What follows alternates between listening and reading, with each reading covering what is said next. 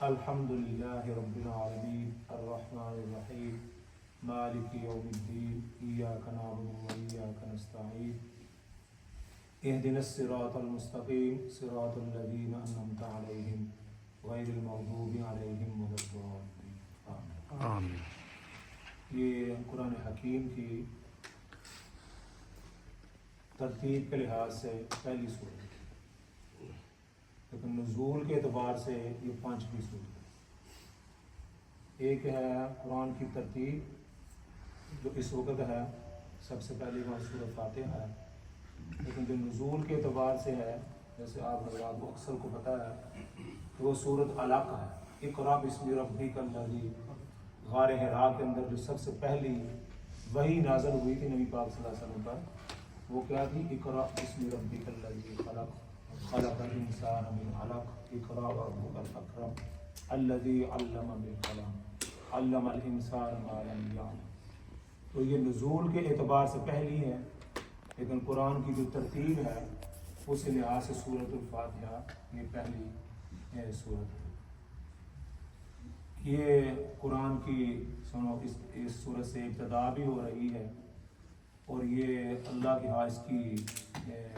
بہت ہی فضیلت ہے اور بڑی اہمیت ہے، جس سے آپ کو اندازہ ہوگا کہ نماز کی ہر رکعت کے اندر سورہ فاتحہ پڑھی جاتی ہے۔ 20 تراویح ہم نے پڑھی ہے، تو ہم بھی کوئی قرآن کی آیت نہیں پڑھ سکتے جب تک ہم سورہ فاتحہ نہ پڑھیں۔ نفل پڑھیں گے تب بھی سورہ فاتحہ، فرض پڑھیں گے تب بھی سورہ فاتحہ، واجب پڑھیں، وتر پڑھیں گے تب بھی سورہ فاتحہ۔ تو ہر جو رکعات کے اندر سورہ فاتحہ پڑھنی یہ واجب ہے۔ ایک ہوتا ہے فرض، اور اس کے بعد درجہ ہے واجب کا، پھر سنت موقدہ کا، پھر اسی طرح غیر موقدہ۔ تو واجب کا مطلب یہ ہوتا ہے کہ اگر آدمی بھولے سے کوئی واجب چھوڑ دے نماز کے اندر، تو وہ جب تک سجدہ صاف نہ کرے تو نماز نہیں ہوتی۔ کسی آدمی نے نماز شروع کی تو سورہ فاتحہ پڑھنی بھول گیا،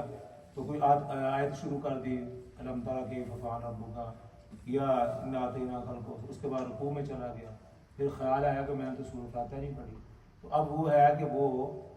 2 سجدے کرے اور اس کے بعد اس کی نماز مکمل ہو جائے گی۔ تو جو امام ہو اس کے لیے پڑھنی ضروری ہے، اور اسی طرح جو منفرد آدمی ہو، اکیلے نماز پڑھ رہا ہو، اس کے لیے بھی سورہ فاتحہ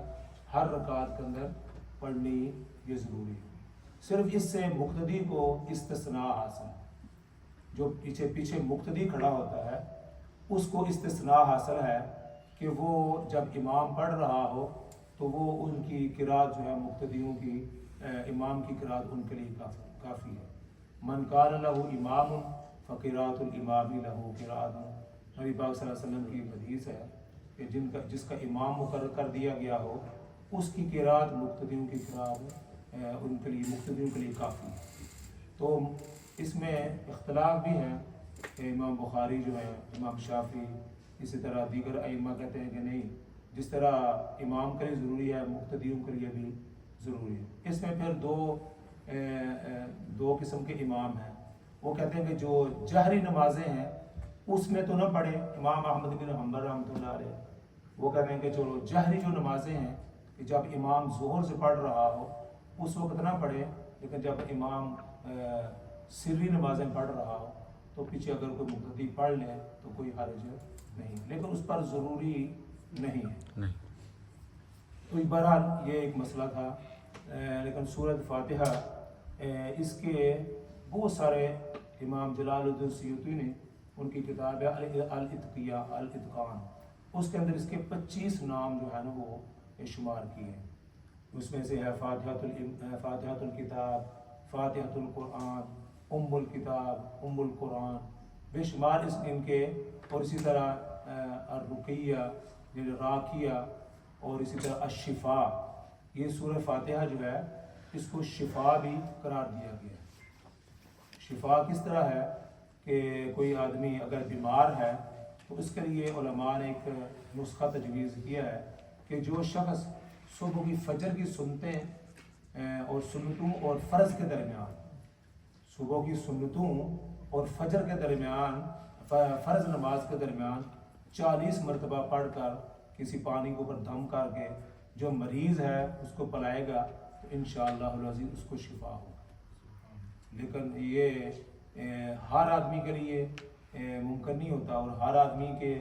منہ کے اندر اس طرح شفا، اس کے اندر تو شفا ہے، لیکن ہر آدمی کے اتنی استطاعت ہو کہ وہ پڑھ کر کسی کے اوپر دم کرے گا تو اس کو شفا ہوگی۔ اس کا ایک واقعہ بھی بخاری شریف کے اندر آتا ہے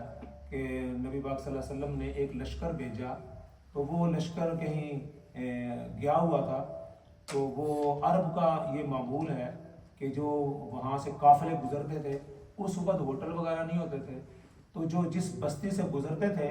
تو ان بستی والوں کے لیے ضروری ہوتا تھا کہ جو گزرنے والے ہیں ان کی دعوت کریں، ان کی دعوت کریں۔ جو وہ بستی والے اگر دعوت نہ کرتے تو اس کو بہت ہی معیوب سمجھا جاتا تھا، لیکن عربوں کی ویسے جو دعوت ہے یہ انتہائی مشہور ہے۔ انہی عربوں میں ایک حاتم تائی تھے، جیسے آپ نذران سنا ہے، وہ انتہائی فیاض آدمی تھے، سخی آدمی تھے۔ وہ ان کے بارے میں آتا ہے کہ ان کے کوئی اگر مہمان آتا تھا نا، تو وہ اگر ایک مہمان آیا نا تو اس کے لیے ایک بکرا ذبح کرتے تھے۔ اس کے لیے اگر 10 آدمی آئے نا تو 10 بکرے ذبح کرتے، یعنی کہ 10 آئے تو ان کے لیے ایک، اگر 20 بندے بھی آ گئے ہیں تو 20 بکرے ذبح کر کے ان کو کھلاتے تھے۔ تو ان کی اس طرح ان کی سخاوت مشہور تھی۔ تو جب یہ بستی والے وہاں، یہ جو صحابہ کرام کی جماعت ہے جو وہاں سے گزری، تو انہوں نے کہا کہ یار اس بستی والوں نے ہماری کوئی دعوت نہیں، ضیافت نہیں کی، تو بڑا ان کو اس طرح صدمہ بھی ہوا کہ یہ اس طرح تو نہیں ہونا چاہیے، ان کی ہماری دعوت کرنی چاہیے تھی۔ تو بہرحال ابھی کچھ تھوڑا وقت ہی گزرا تھا تو وہ پیچھے سے کسی نے ان کو آواز دی کہ بات سنے بھائی آپ میں کوئی دم کر سکتا ہے کہ ہمارا جو سردار ہے اس کو بچھو نے کاٹ لیا، تو آپ میں سے کوئی دم جانتا ہے جو ہمارے سردار کو دم کرے تو اس کو جو ہے نا وہ شفا ملے؟ تو ان میں سے ایک صحابی تھے، تو انہوں نے کہا کہ بالکل جو ہم آپ کو دم کریں گے، لیکن ہم آپ سے بکریوں کا پورا ریوڑ لیں گے، یہ ہمارے ساتھ پہلے طے کرو، اس کے بعد ہم دم کریں گے۔ تو بکریوں کے ریوڑ کی جو حدیث کے اندر تعداد ہے وہ کہتے 30 بکریاں، انہوں نے کہا اس صحابی نے کہا 30 بکریاں دو تو پھر ہم آپ کے جو ہے نا سردار پر، انہوں نے کہا بالکل آپ 30 بکریاں ہم آپ کو دیں گے، آپ ہمارے سردار جو ہے اس کو دم کریں تاکہ ان کو شفا ہو۔ تو اس صحابی نے یہ سورہ فاتحہ جو ہے پڑھ کر دم کی، اللہ رب العزت نے اس کو شفا عطا فرمایا۔ تو انہوں نے ان سے پھر 30 بکریاں وہاں سے لی۔ اس سے علماء نے اور حدیث کے اندر یہ بھی ہے کہ دم کرنے کی اجرت لی جا سکتی ہے، دم کرنے کی اجرت لی جا سکتی ہے۔ اچھا جب انہوں نے یہ بکریاں تو لے لی، لیکن ان کے دل کے اندر آیا کہ ہم نے یہ قرآن جیسے بیچ تو نہیں دیا، یہ سورہ فاتحہ کو بیچ کر ہم نے اسے بکریاں لے لی ہیں۔ تو ان کے دل کے اندر کھٹکا پیدا ہوا کہ بھائی اس وقت تک ان بکری میں سے کوئی نہیں کھائیں گے جب تک رسول اللہ صلی اللہ علیہ وسلم سے ہم مسئلہ پوچھ نہ لیں۔ بکری انہوں نے لے لی اور پھر جا کے وہاں پہنچے اور اس طرح واقعہ بیان کیا، یا رسول اللہ صلی اللہ علیہ وسلم اس طرح واقعہ ہوا تھا۔ تو پھر ہم نے جو اس پر دم کیا، یہ صحابی ہیں فلاں، انہوں نے دم کیا اور اس کو شفا ہوگی تو اس سے بکری ہم نے، آپ صلی اللہ علیہ وسلم نے کہا آپ نے بالکل درست فرمایا، اور فرمایا کہ میرا حصہ بھی اس میں سے نکال۔ آپ صلی اللہ علیہ وسلم نے ان کی تسلی کے لیے فرمایا کہ جو بکریاں آپ لائے ہو اس میں سے مجھے میرا حصہ بھی دو۔ تو آپ صلی اللہ علیہ وسلم نے اس میں سے حصہ بھی لیا تاکہ ان کو پھر پورا یقین بھی ہو جائے کہ جو ہم نے کام کیا ہے یہ بالکل عین شریعت کے مطابق۔ تو کہنے کا مقصد یہ ہے کہ یہ سورہ فاتحہ جو ہے یہ شفا ہے جی، اس کو اگر ایک خاص طریقے سے پڑھ کر کسی مریض پر دم کیا جائے، یا کسی کو سانپ لڑ جائے یا کسی کو بچھو لڑ جائے تو اس کو پڑھ کر دم کیا جائے تو اس سے اللہ رب العزت شفا عطا فرماتے ہیں۔ تو بہرحال یہ قرآن کی ایسی صورت ہے، فرمایا کہ نبی پاک صلی اللہ علیہ وسلم فرمایا کہ ایسی صورت اور یہ اللہ رب العزت نے ہمیں عطا فرمائی ہے کہ یہ نہ اس کا تورات میں کوئی ذکر ہے، نہ اس کا اس کا متبادل نہ تورات میں ہے، نہ زبور میں ہے، نہ انجیل میں ہے. یہ ایسی صورت اللہ رب العزت عطا فرمائی ہے. تو اس صورت کی بڑی فضیلت ہے، اور اس کو آدمی چاہیے کہ اس کی تلاوت بھی کرتا رہے اور اس کو شفا کے طور پر استعمال بھی کرے. اللہ رب العزت مجھے بھی اور آپ کو بھی اس کی توفیق عطا فرمائے.